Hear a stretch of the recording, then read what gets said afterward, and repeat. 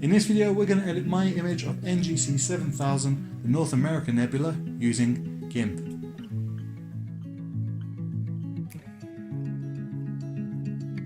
How's it going everybody, it's Rosie here for AstroFarsography. So go on down to the description below to download the data of the North America Nebula to edit along with me. And while you're down, if you want more reviews, how-tos and vlogs for all things astrophotography, be sure to subscribe and hit that bell notification so you never miss an upload. So now you've got the data, I'll see you in a moment in GIMP ready to edit. Okay, now that you've opened the picture into GIMP, you're going to see something like this, and that is because Deep Sky Stacker applies no stretch or editing to the photo as it's out of stacking. We have to do all that ourselves. The only thing I've done to this picture so far is resize it to 1920 by 1293 because the original file is like 5000 pixels big and GIMP does not like handling it. Well, it can handle it, but it just takes ages. So I've resized it for the tutorial. So to begin editing, we need to start seeing stuff. So we're going to go to colors and levels. Levels allows you to adjust the black, gray, and white points of an image. And we need to stretch the signal. So we're going to move the white point of this image down and stretch and amplify the signal that's there. So we can start seeing stars appear. I'm going to do that a second time because doing it twice gives you more control. If you're all the way down here, you don't have a lot of control. Each little movement then does a lot. So I just want to be able to start seeing the nebula appear, and I can just about here. So I'm going to call that that. I'm going to call this first levels, and that's that done for that layer. I'm going to duplicate this layer by using Control Shift and D, or you could always go to Layer and Duplicate Layer. I'm going to call this layer the first adjustments. And to this layer, I'm going to do a curve stretch now. So curves allows you to manipulate various parts of the histogram. So here's our data and the blacks, shadows, midpoint, highlights and whites of the image and their corresponding brightness value. We're going to do what's called the astro curve, and that's where you drag all this data up quite aggressively like this. And I'm just going to point another point here just to smooth that curve out a bit. And so that's the astro curve. So we've took the data that's in the shadows of this image and we've dragged them up to the midpoints. I'm going to click OK. And now you can see that it's got this dodgy cast all over this, yeah? We're going to fix that by using a levels adjustment. So colors, levels, move the black point of the image down.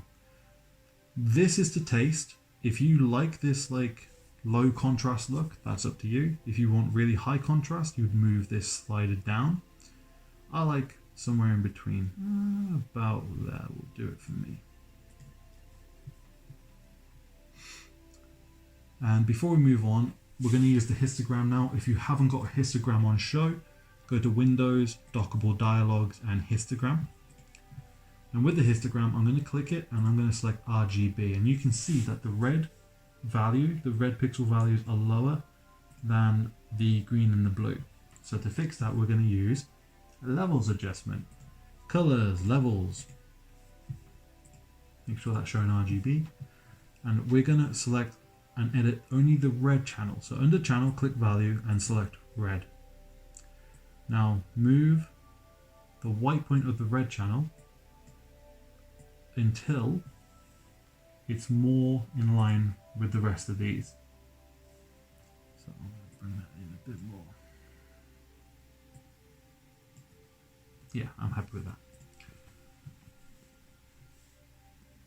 I'm now going to duplicate this layer again. I'm going to call this the second adjustment layer. And before I move on with the second adjustment layer, I'm actually going to hide these first two layers. We're now going to make a star mask. So a star mask will help protect the intensity of all the brightest points in the image, the stars. And we're going to use it throughout the rest of the adjustments we're making. So it's a good point to make one here.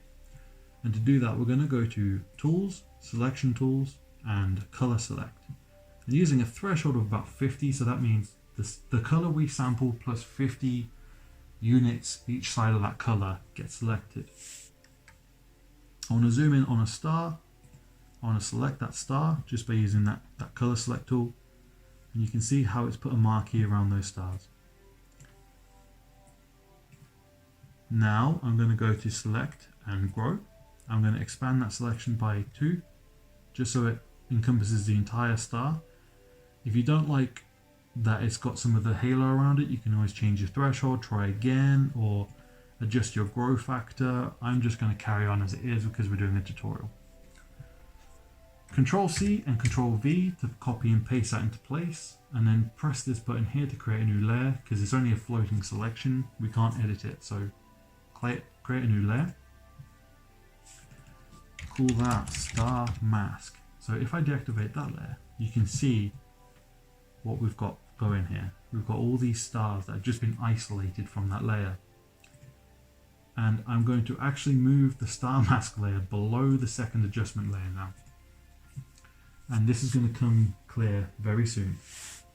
And to demonstrate that, I'm going to hide the star mask layer. Time to make the layer mask. So I want to make a layer mask using the star mask. Press and hold Alt and click the thumbnail of the star mask layer. So that's reselect all those stars. Now go to Layer, Mask, Add Layer Mask. Initialize the layer mask as a selection and invert the mask. So what this means is that we've now made a white mask with black selected points on it.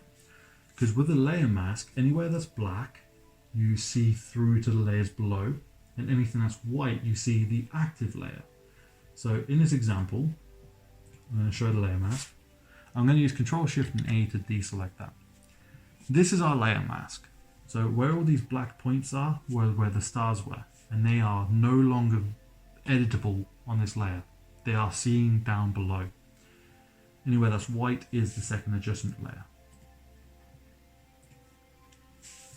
You can see this in demonstration again. So where all those white points are, we're just seeing through. If we reactivate the star mask layer, we can now see through to the star mask layer. See? This way we can do edits on the active layer without damaging the stars, yeah? So click the thumbnail of second adjustments and we are ready to get back going. I'm going to do another curves adjustment now. So we're going to go to colors and curves, and we see the date is moved up. I'm going to do another curve, another astro curve, but not nearly as aggressive. I'm going to bring it to the black, to the midpoints, but we're not all the way down here, yeah? Can you see the star mask at work? So I want to move that to about there. And I'm probably going to smooth that curve out again. And just like before, go to colors and levels and move the black point to get your contrast back.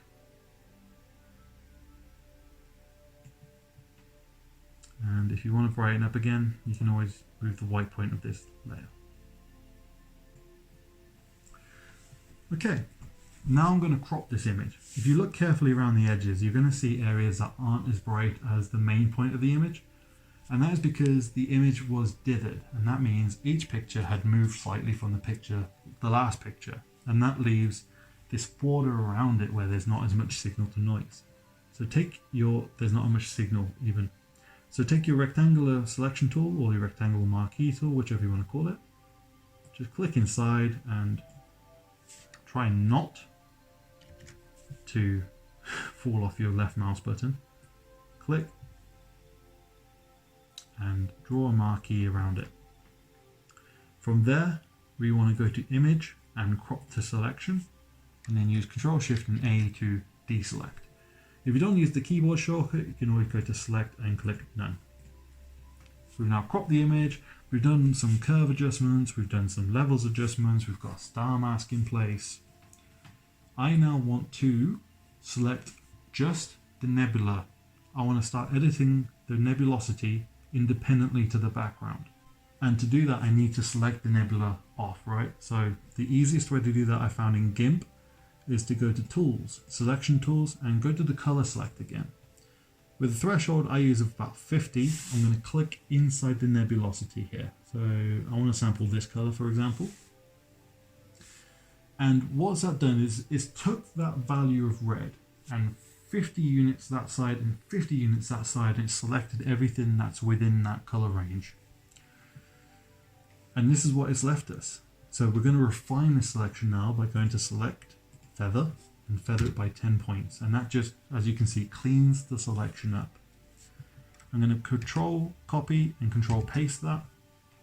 Make it a new layer so it's no longer a pasted floating layer. And I'm going to apply the star mask again to this. So again, alt click the thumbnail of the star mask, select your pasted layer. I'm going to call this the Nebula Adjustment layer. So with the Nebula Adjustment layer selected, go to Layer, Mask, Add Layer Mask, by selection, and an inverted mask. Deselect. So the Nebula Adjustment layer is looking through to the second adjustment layer, which is looking through to the star mask. Click the thumbnail of the Nebula Adjustment, and we're going to start working here now. I'm going to do a contrast curve. So I'm going to show you the contrast curve. This is otherwise known as the S curve, and you're going to see why. I'm going to take the image in about like this part of the image. I'm going to pull it down on that part of the curve. And then higher up in the highlights section, I'm going to increase the value.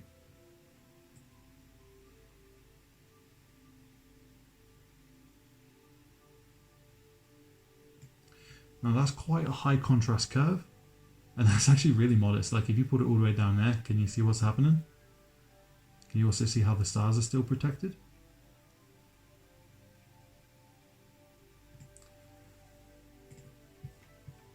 And I may raise the white point again, so go to color levels, raise the white point. And if you look what you had, look what you've got. It's increased contrast, it's increased color. And if that's too much for you, you can always just change the opacity of this layer. So I'm going to put it to about 66%. No, maybe I'm going to put this to 50%. Yeah. There's two ways now to edit the background color. I'm going to hide the Nebula Adjustment layer. I'm going to go to second adjustment layer, and you can we're going to do the same onto the background. You can either go to selection tools, color select, and try to hit a good point in the background.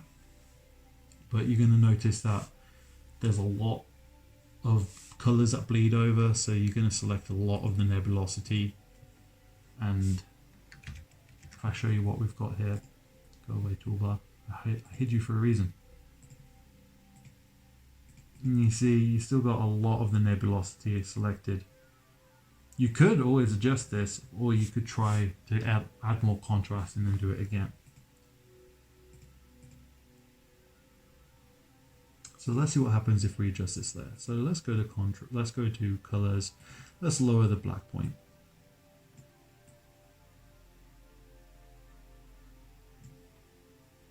Yeah, that's working for me.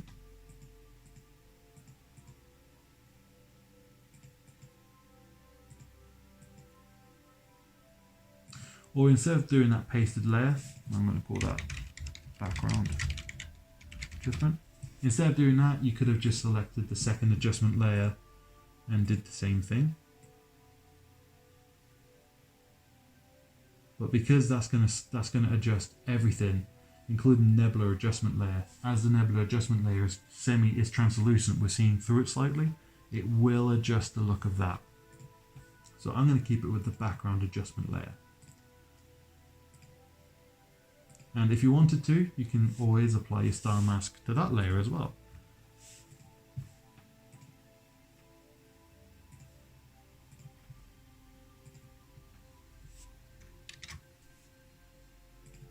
There we go. So what did we have?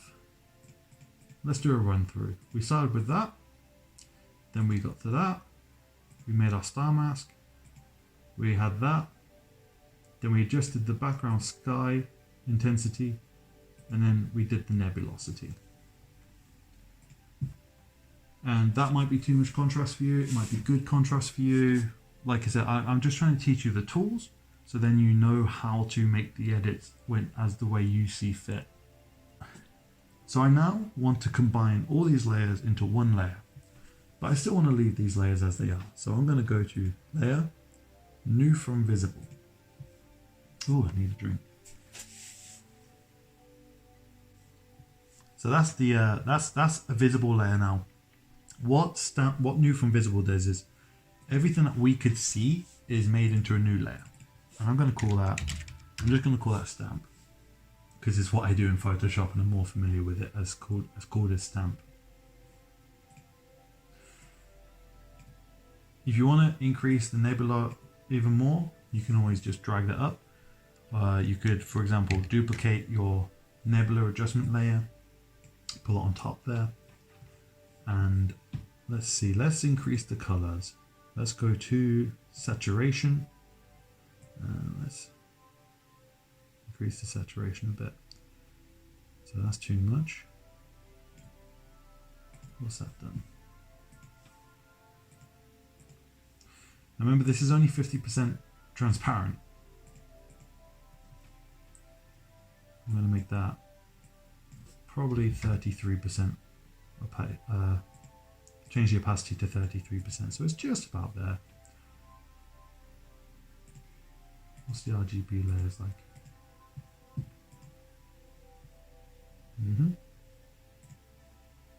Exactly as I thought they'd be.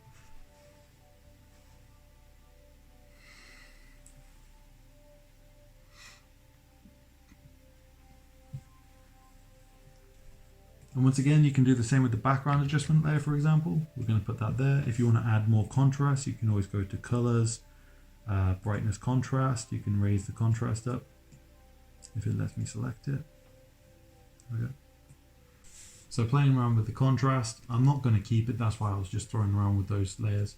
But that's where you'd then make them adjustments. And as you can see, it's made a bit of an adjustment, but I'm just going to delete that layer. I'm happy with this. Right. I'm going to go to layer again, new from visible. I'm going to call that Stamp 2.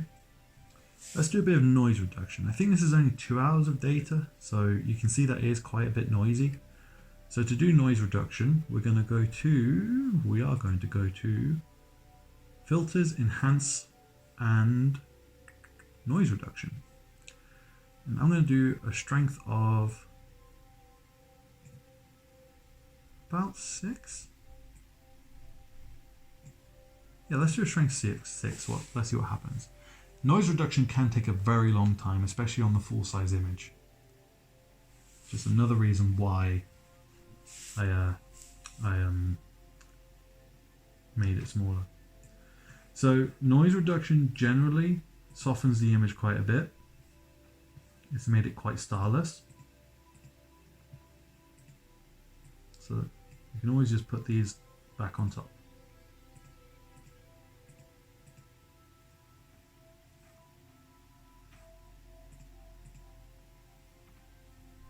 Just to bring some of that detail back in.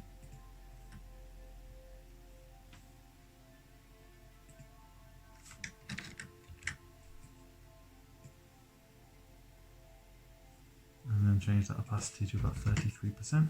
So I just want to start getting some of the details back in again. You can always change the mode. Luminance. So put the mode to luminance.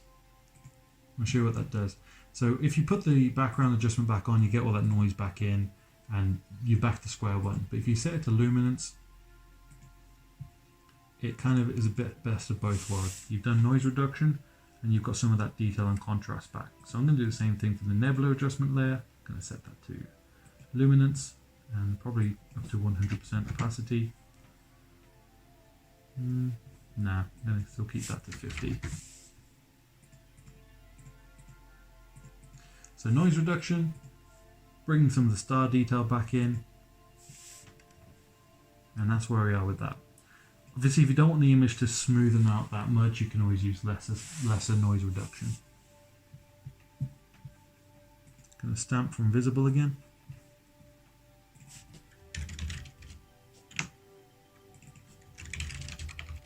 Stamp 3. am going to see, do I want to bring the white point up anymore? I think I do, but before I do that, you guessed it, the star mask comes back into play. So we're going to need to move the star mask up to here now because we've been stamping. It's lost the star mask. Unless you want to apply the star mask to each stamped layer, just move the star mask. Apply layer mask. So now I'm going to do my levels adjustment, now that my stars are protected.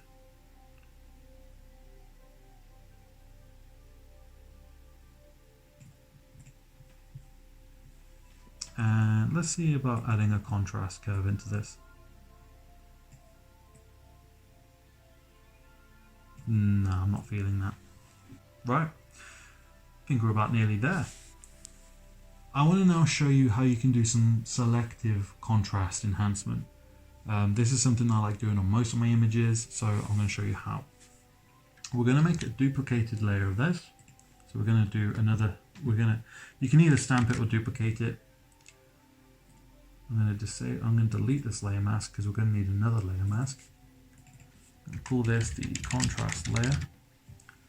And what I'm going to do is I will go to colors and curves, and I'm going to put quite an extreme contrast curve on this. Maybe even something like that. Maybe go to colors, brightness, contrast. So what that's doing, very slight, just a very bit. You might now be sitting wondering what the heck is going on. We're going to use a layer mask. So we're going to go to layer, mask, add mask. And I want this one to be full transparency. I want to make a black mask fully transparent. That was the wrong mask.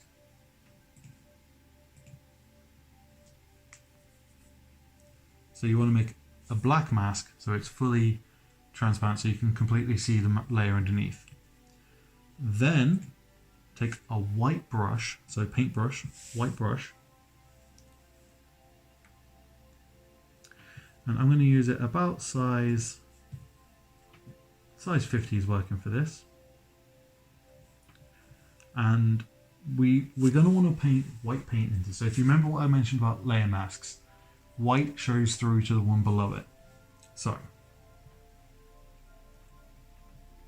black hides that mask and white shows through. So we've hidden everything using a black mask. So where we paint white, we're going to see through that mask. So we want to be a nice soft brush. Not a lot of force, just a nice soft brush, and paint white paint onto the areas where you want that contrast to show.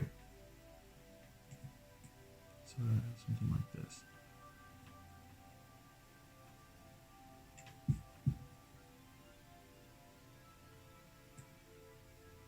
You can always adjust the force and adjust the opacity of the brush as well to start blending it.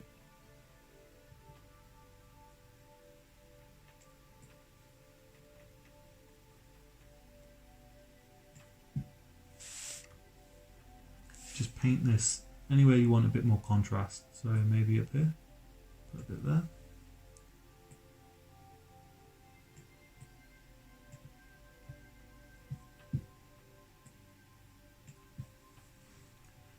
And I'm going to put a bit more, just even more transparent brush, just to feather this out, so the transition isn't as harsh. And now with the layer mask selected, I'm going to go to filters, blur, and Gaussian blur, and I'm going to put a bit of a blur onto this. Maybe what, 20? Yeah. And there's two ways you can now do this. Either you can change the opacity of this layer, so blending mode normal, and change the opacity. Or you could go to, if I can find it in this one, multiply. And again, just play with the opacity. I prefer the normal mode. So that's a bit of selective contrast added to this image. And from there, yeah, I'm going to go to New from Visible, and I'm just going to rotate this image now, because this wasn't the orientation I wanted. So I'm just going to go to Transform, rotate 180 degrees. That's the picture I wanted. And that is I'm very happy with that actually, for GIMP. I'm not used to GIMP. So this is it now. This is the finished article after the rotation. This is how I wanted it. So with any luck from this tutorial, what you've gained is knowing how to make levels adjustments, curve adjustments, why you would use them, changing individual channels on a curve, on the levels, for example, playing with the red, using layer masks, making star masks, how to use the color select tool to pull out the nebulosity and then make adjustments individually to layers underneath it. I'm still looking for a good way to do star reduction in GIMP, but using the noise reduction mode and then layering luminance layers over that to bring some detail back in seems to work quite nicely. And then just adding selective contrast and other adjustments like saturation and such. So if this has been helpful to you, let me know if it's been helpful and drop it in the comments. Feel free to use this data. If you decide to put it up on social media and share it, then please tag me in it so I can see the results of your work with the information I've given. And yeah, if you enjoyed this, let me know. Give it a thumbs up. If you thought it was a lot of waffling, give it a thumbs down. And if you need any more and want any more GIMP tutorials, let me know and what you'd be interested in.